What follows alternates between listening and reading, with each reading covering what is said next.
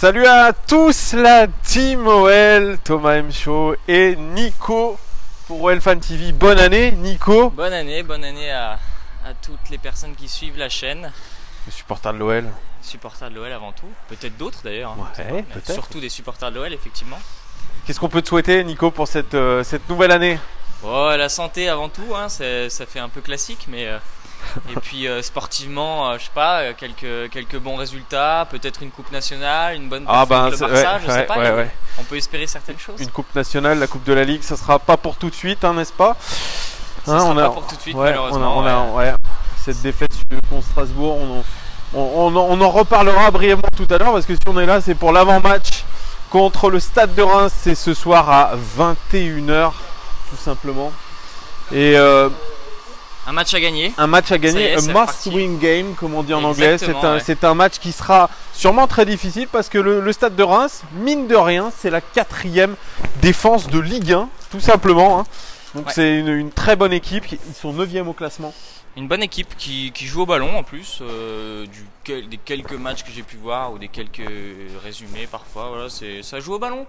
Même si c'est surtout l'assise défensive qui leur est propre, ça joue quand même au ballon. Ça joue très bien au ballon. Donc je l'ai dit, 4e défense de Ligue 1, 20 buts encaissés, ils auraient dû en encaisser 18.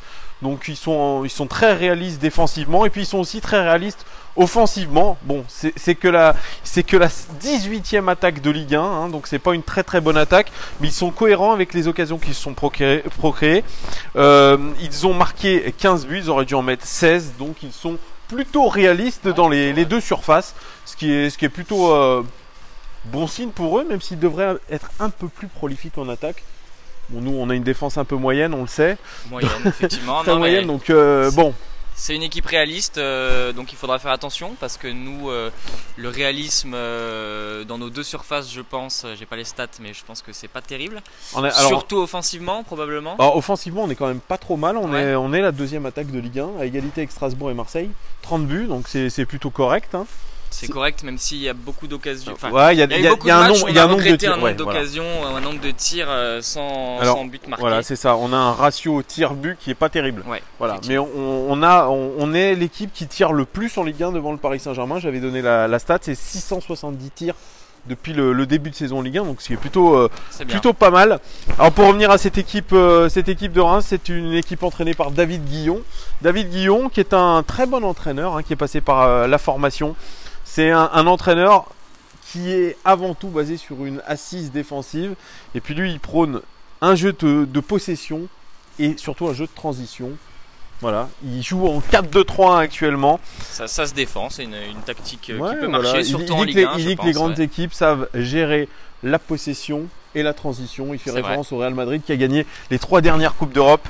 Alors en gardien, ils ont Mendy, ils ont une défense à 4 composée de Fouquet, Engels, Abdelhamid, Conan.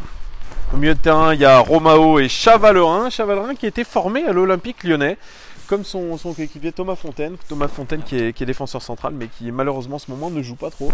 Thomas Fontaine, je savais, mais Chavalerin, Chavalerin, voilà. Et puis ils ont Rémi Houdin, Marvin Martin, lui qui est en phase de reprise, donc il ne sera pas là, mais il fait partie de l'équipe type. L'ancien futur Zidane. Voilà, l'ancien futur Zidane, effectivement. Doumbia à gauche et puis en attaque Pablo Chavaria. Au niveau des meilleurs buteurs du club, on a Rémi Houdin, 3 buts, il aurait dû en mettre 3, il est très réaliste lui aussi. Cafaro qui a marqué 3 buts, il aurait dû en mettre qu'un, donc il est en légère surperformance. Et puis le Lyonnais, Chavalerin qui a un tas de buts quand même, c'est pas mal. Hein. Et puis Pablo Chavaria, leur attaquant de pointe, est à 2 buts aussi.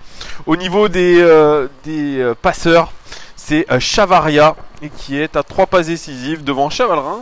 2 passes décisives quand même, 3 buts de passes décisives. Quel joueur, c'est un bon joueur qu'on a formé, et devant aussi Rémi Houdin, 2 passes décisives. Donc c'est une équipe.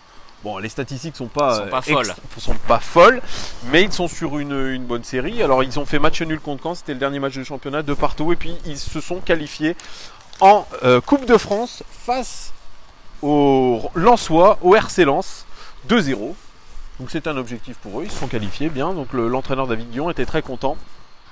Alors qu'est-ce qu'on peut voir nous côté lyonnais? Quelle composition on va voir après le match contre Strasbourg qui a déçu, hein. Ouais, le match contre Strasbourg qui a déçu. Alors très rapidement pour revenir sur ce point, même si c'est pas le principal sujet. C'est dommage parce que effectivement, comme beaucoup de joueurs disent, ce n'est que la Coupe de la Ligue, c'est pas un objectif prioritaire. Mais quand on s'appelle l'Olympique Lyonnais, la Ligue des Champions on peut pas la gagner, le championnat on peut pas le gagner. La Coupe de France évidemment fait plus rêver que la Coupe de la Ligue, mais c'est plus compliqué. Donc c'est dommage, d'autant plus qu'on voit que le PSG s'est fait sortir le lendemain, donc c'est d'autant plus regrettable. Ça pourrait être un trophée sympa quand on est Lyon et qu'on n'a pas gagné de trophée depuis 2012, je crois. On prend. Je crois que ça intéresse pas beaucoup les joueurs, que ce soit à l'OL ou ailleurs.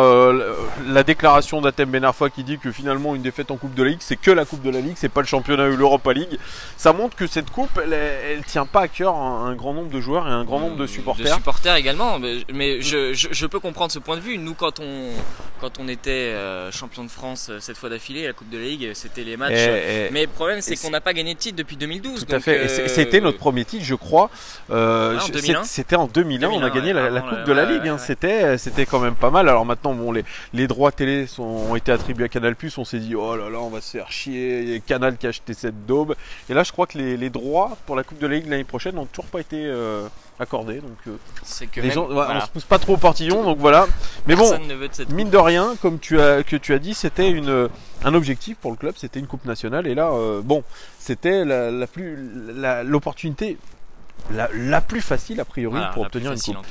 Bref, voilà, on retourne au championnat après cette grosse déception. Pour ce soir, une composition, je pense, avec classique, le classique 3-5-2 avec les joueurs qui ont l'habitude d'être titulaires. À quoi est-ce qu'on peut s'attendre? Je pense qu'il y aura peut-être pas full au stade.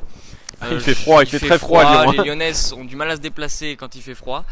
Et je pense qu'on va pas vivre un match qui restera dans notre mémoire. Mais en tout cas, ce qu'il faut, c'est les 3 points, essayer de proposer du jeu.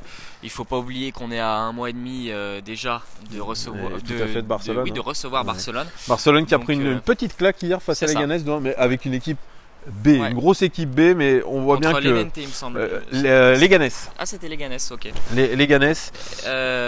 Bon, ils se rattraperont au match retour, je pense. Ouais. Mais voilà, en tout cas, à 1 mois et demi d'une telle échéance, il faut proposer autre chose qu'une simple victoire. Il faut proposer un peu de jeu.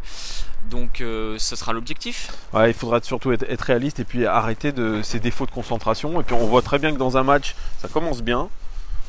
On possède le ballon parce qu'on est la deuxième équipe qui a le plus de possession derrière le Paris Saint-Germain. Mais cette possession, elle ne sert à rien, puisque derrière, on prend des contres et on se fait avoir sur des fautes de comportement, sur des fautes de concentration. Et ça, c'est grave et c'est ce qui se renouvelle au fur et à mesure des matchs. Exactement, c'est le constat qu'on fait match après match. C'est pas toujours... ça ne pose pas toujours problème puisque la plupart du temps on a quand même la victoire, mais on a perdu beaucoup de points de ce fait. Donc c'est la problématique du moment depuis maintenant assez longtemps. Moi je parle de syndrome OL. Le syndrome OL, j'ai vu que c'était même le titre de tes vidéos. Syndrome OL, c'est malheureusement une équipe qui joue quand elle a envie. Quand on voit c'est symptomatique quand on voit un joueur comme Memphis Depay qui est certes extrêmement décisif, mais alors il marche la plupart du temps et puis il n'y a aucune pression sur le gardien adverse, sur la défense. Sur son single, donc il est content, lui, c'est son objectif. C'est un joueur des stades, même dans la vie. Je sais que tout le monde ne partage pas sur ta chaîne mon opinion, mais moi j'ai vraiment du mal avec ce joueur. Un peu je m'en foutiste dans le comportement. Nonchalant. Mais effectivement, ce syndrome OL, c'est le moment quoi. Et puis pour Bruno Genesio, je pense que là il y a tout un petit débat sur sa prolongation. Ah oui, alors lui-même aimerait être rapidement fixé. Ce que je peux comprendre tout à fait. Mais en tout cas, s'il veut être rapidement fixé, il faudrait lui aussi qu'il puisse. Moi, je le défends. On commence un peu à le savoir, mais c'est le moment pour lui de montrer qu'il a les capacités avec son groupe de justement faire arrêter de stresser dans ce genre de match, mais de les maîtriser totalement. C'est ça la maîtrise. Alors on parle d'équipe jeune, une équipe jeune.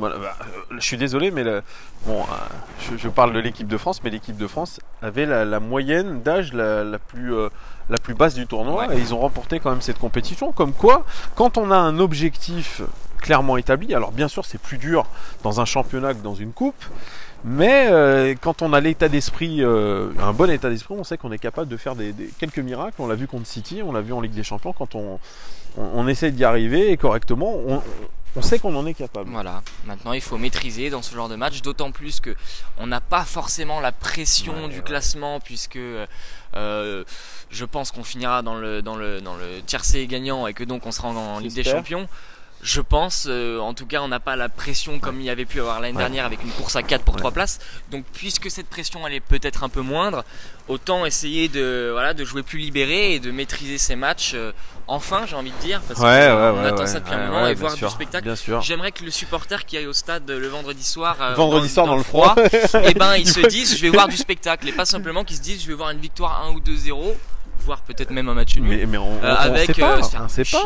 On sait. En plus, ils se font des petits objectifs apparemment à Reims, c'est de faire des clean sheets. Voilà. Et ils savent très bien qu'ils ont une sacrée défense, une défense qui tire la route. Et là, ils savent que l'Olympique Lyonnais, eux, ils bafouillent un peu leur football, ils sont pas capables de mettre les occasions, donc tout peut arriver dans ce match. Tout peut arriver. Lyon est une bête baissée en plus, donc après sa défaite contre Strasbourg, donc. Moi, franchement, je suis incapable aujourd'hui de te pronostiquer ce match, mais c'est très compliqué. On l'a déjà dit depuis le début de la saison. Regardez, là, on vous fait un avant-match, on ne sait pas ce qui va se passer. Alors, c'est un match à gagner à tout prix, évidemment, les 3 points, mais qu'est-ce qui va se passer? Ton pronostic, Nico? Pronostic 2-0, mais une victoire, voilà, un match qu'on oubliera vite, avec quand même une victoire 2-0, peut-être 2-1. On va rester sur 2-0, c'est nous qui allons faire le clean sheet, on va faire aussi notre petit. Et puis voilà, en tout cas, j'espère qu'on va voir un beau match et que les supporters seront quand même contents d'aller au stade et qu'ils se diront pas simplement j'ai vu 90 minutes laborieuses dans le froid. Voilà. C'est l'objectif. Ouais, l'objectif. Moi, alors mon pronostic, je dis un partout. But, allez, je vais dire but de Moussa Dembélé. Tiens, il sera sûrement pas titulaire, mais il faudra qu'on en parle d'ailleurs de Moussa Dembélé dans une prochaine vidéo, parce que j'avais fait une vidéo avec toi où j'avais expliqué que selon moi c'était un très bon joueur, mais qu'on y perdait quand même au change par rapport à Mariano. Ça n'avait pas forcément été partagé comme avis par tout le monde. Alors non pas que je vais lui dire que j'ai eu raison, mais bon, on voit quand même que c'est compliqué, même si je reste persuadé que c'est un excellent joueur, mais il a du mal, quoi. Bah, il a du mal dans son intégration, on verra, mais lui aussi il a besoin de se rassurer, il a besoin de faire les choses comme il le faut, notre ami Moussa Dembélé. Voilà les gones, vous dites-nous en commentaire si vous êtes d'accord avec Nico, si vous êtes d'accord avec moi, est-ce que c'est un match à tout prix à gagner? Qu'est-ce que vous voyez comme scénario? Est-ce que vous avez confiance, ou alors vous vous dites putain, cette équipe, ils vont vraiment pas nous la faire facilement, ils vont toujours nous faire stresser? Dites-nous tout en commentaire les gones, et surtout donnez-nous votre pronostic. À très très vite pour le débrief du match. Merci beaucoup Nico. Bon match, bon week-end. Oui, et à très bientôt dans le froid polaire. Ciao. À bientôt.